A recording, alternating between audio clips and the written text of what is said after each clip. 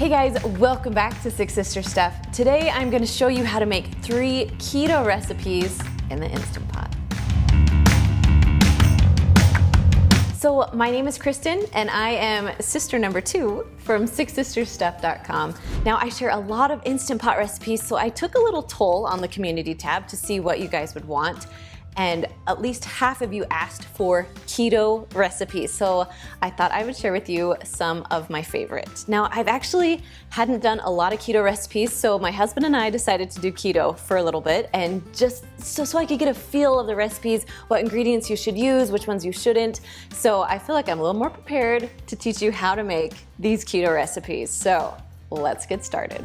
Okay, the first recipe I'm making is cracked chicken. This is probably my go-to recipe. It's so quick and easy, and then we just put it on lettuce wraps when we're done. So let's get started. All right, so what I'm gonna do is just put about 3 chicken breasts in the bottom of the Instant Pot. And then add about a cup of water just right on top. Now right now we're just cooking the chicken, so we're gonna put the lid on, and then we'll add the rest of the stuff after it's done cooking. Once your lid is on, you wanna make sure the little knob is on sealing, not venting. Then we're gonna push the pressure cook or the manual button. And because it's chicken, it's thawed chicken, we're gonna go to 20 minutes. So we're just gonna go up. There we go. So once you set the timer, you can just walk away. All right, once it's all done cooking, that little L will appear and start counting up. So we're just gonna take the little knob and turn it right over to venting. Once you let all the pressure out, you can open the lid safely and your chicken will be all cooked. Okay, so you have 2 options. So you can drain your Instant Pot and then shred it in here, or I kind of like to shred it on the plate because it's a little bit easier to control. So I'm just gonna grab it. Now there's different ways you can shred. Lots of people like to put it in their KitchenAid mixer and just mix it all up. It shreds so easy. I usually have like bear claws, but I forgot to bring them today. So today we just get handy dandy forks. I'm just gonna shred this all up. Okay, so I shredded all the chicken. I actually took my pot and dumped out the liquid, and I'm gonna put my chicken right back into the pot. Now the chicken is still really hot. That's how we want it. And we're gonna put in 8 ounces of cream cheese. Now you can throw in the whole block like this, but I kinda like to break it up a little so it will melt a little faster.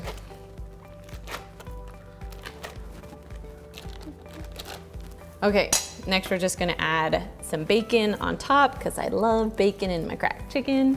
And then just a little bit of green onions.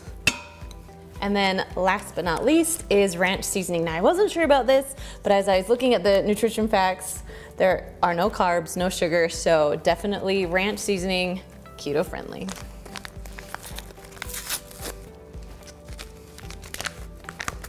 All right, we'll just dump that in too.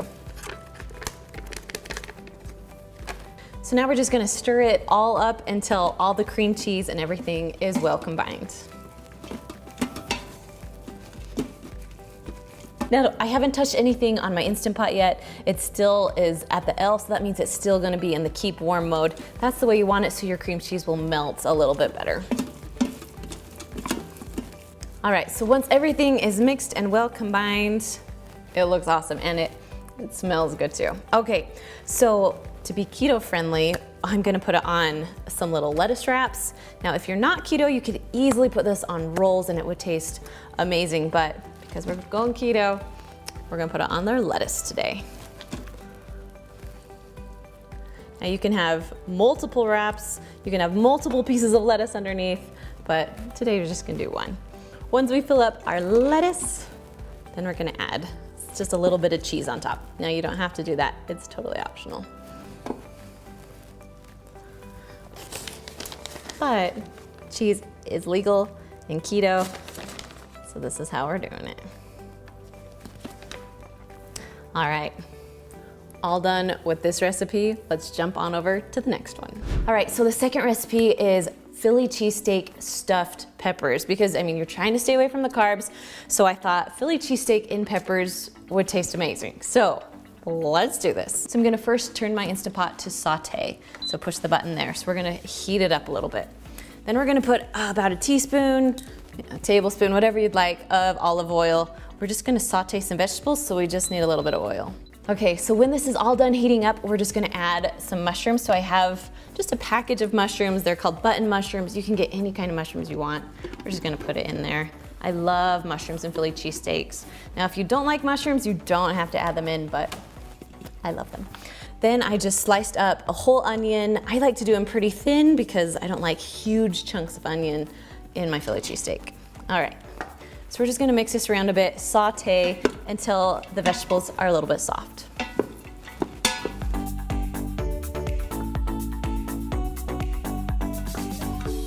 Okay, so these have been going for a few minutes. I'm just gonna add a little bit of salt and pepper in here.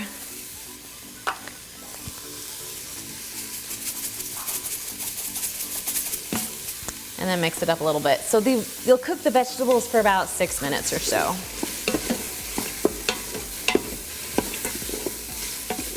Okay, so once your vegetables are done, we're just gonna dump them out just right onto a plate right here. Sorry, let me turn it this way.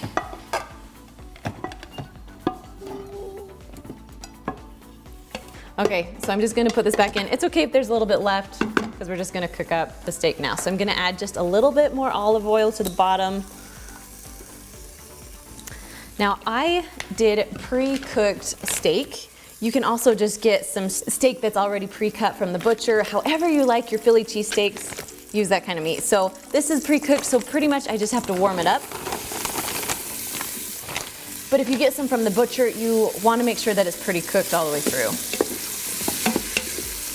Okay, once your steak's done, we're just gonna add the mushrooms and onions just right back in.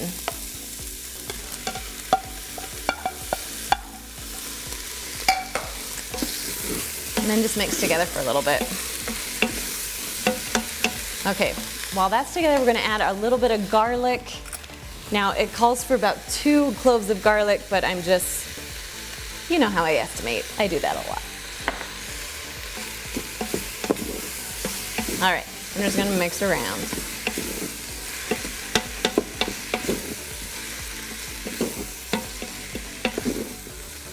All right, we'll let that heat for just about a minute or so, and then we're gonna get to cooking our peppers.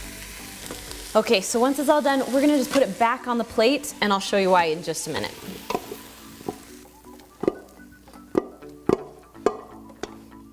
Whoop. Okay, I want you to look inside of my pot. This is one of the most common reasons you get the burn notice. So if you're sauteing something, you wanna make sure you scrub this pot really, really good before we start to pressurize something else. So I'm gonna go wash this and then I'll be right back. All right, so once it's pretty much clean, good enough, we're gonna put it in the bottom. Next, we're gonna add about a cup or so of water. All right, so now I took some peppers, I chopped off the top, I took all the seeds out, so we're ready to go with our peppers. Now, these peppers, my grocery store only had really thin peppers. I would highly suggest getting kind of fat ones so they'll be easy to feel and they can stand up on their own. So I wanna show you what I did. I used like a little steamer basket and I put foil all around it so they can stand up so all my food won't leak out. You don't have, if you have something other than a steamer basket, you could use like a bowl or anything that will go inside of your Instant Pot that will hold your peppers on. The trick is you don't want to have your peppers touch the bottom of your Instant Pot. So you could even put them on a trivet and put foil all around them. We just don't want the peppers right on the bottom or they're gonna get pretty soggy. Okay, so we're just gonna scoot this right here and I'm just gonna fill up the Philly cheesesteaks inside of the peppers.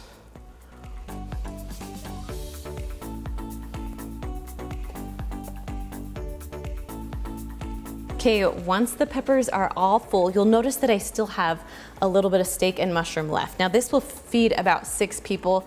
I only need 3 today, so I'm gonna take this and stick it in the freezer, so all I'll have to do is cook my peppers later. So that's kind of what's happening here. Okay, so now I'm gonna take some provolone cheese, just because I love provolone. You can use other kinds if you'd like. But now usually if it's a big pepper, you can just put this right on top, but because mine are little, I'm just gonna separate it a little bit and kind of just pack it in. We just kind of want our cheese topping.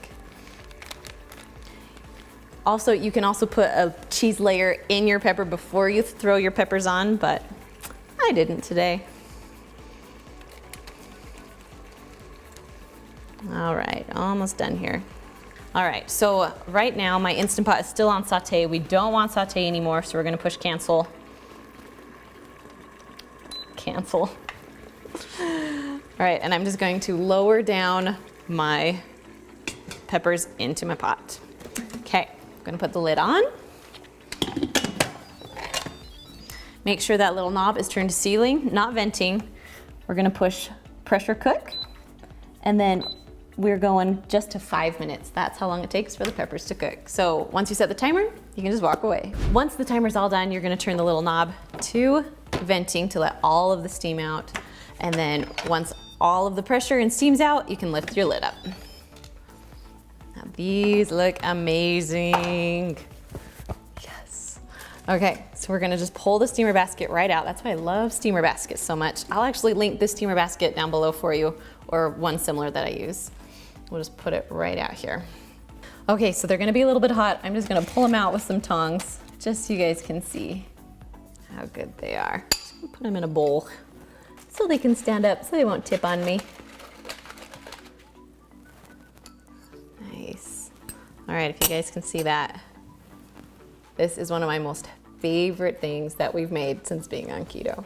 So, all right, we're all done with this recipe. Now we're gonna jump on over to the next one. So the last recipe today is butter chicken, and this one is my favorite. So let's get started. So I'm first gonna push the saute button. We're gonna start heating up the pot. Then I'm gonna take about a tablespoon of olive oil, just drizzle it on the bottom. We gotta start cooking up some vegetables.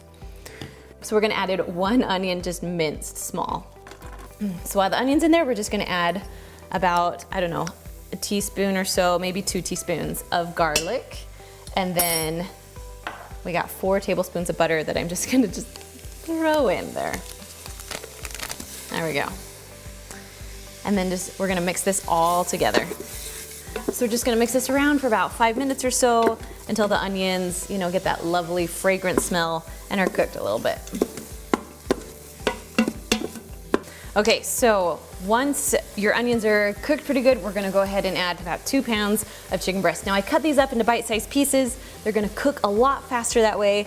And I really like the chicken when it's cut instead of when it's, you put the whole thing in and then you have to shred it. For this recipe, I like them in chunks. All right, so we're gonna mix this around a little bit, get that chicken all heated up. Okay, so while that's sitting there, we're gonna go ahead and add 1 can of Hunt's tomato sauce. Okay, so if you look at the nutrition facts, there's only 4 carbs for about 1/4 of a cup, and that's all you're eating. So it really doesn't have a ton of carbs in it, so that's why we're keeping it keto friendly. All right, we're just gonna add that whole thing in. Now while this is going, we're just gonna add 2 tablespoons of tomato paste. And then we're just gonna mix this up a little bit. So next we have something called red curry paste, and this stuff makes your dish absolutely delicious. So we're gonna put 2 tablespoons of this in there. And I am just eyeballing a little because this is my teaspoon, but it's kind of a small opening there. Nice. Okay, mix that around. So next we're gonna do 2 teaspoons of marsala, I don't know. However you think you pronounce this, put down in the comments for me because I'm struggling. All right, this is good stuff though. However you pronounce it, or wherever you're from, how you pronounce it, it's good. So we're gonna do 2 teaspoons of that. Then we're gonna add 1.5 teaspoons of ginger.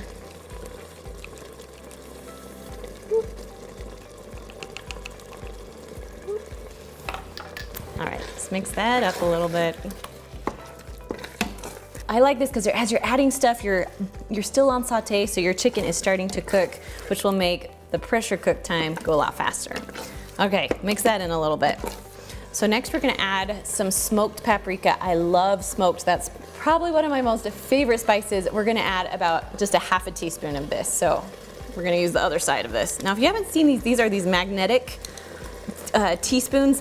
They are my favorite because they just stick all together and they have double teaspoon on them. So I'll link those down below for you guys. I love them.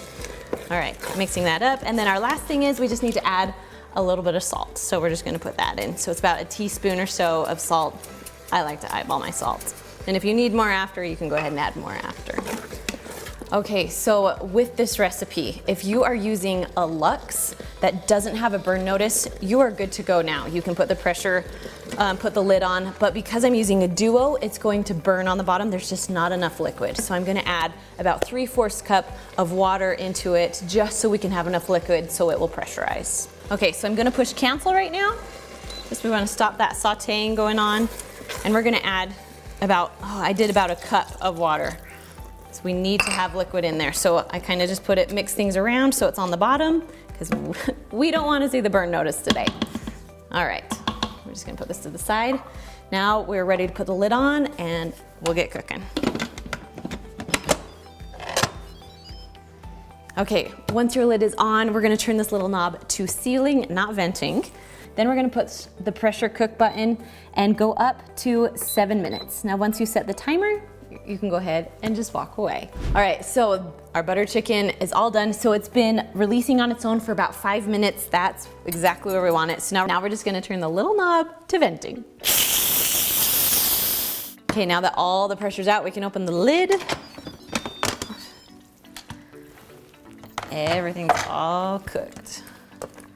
Okay, now it's pretty liquidy because I added that water, but we didn't get the burn notice, which is good. So we're actually gonna turn it to the saute button right now. So you're gonna push cancel and then saute, and we're gonna get rid of some of that water.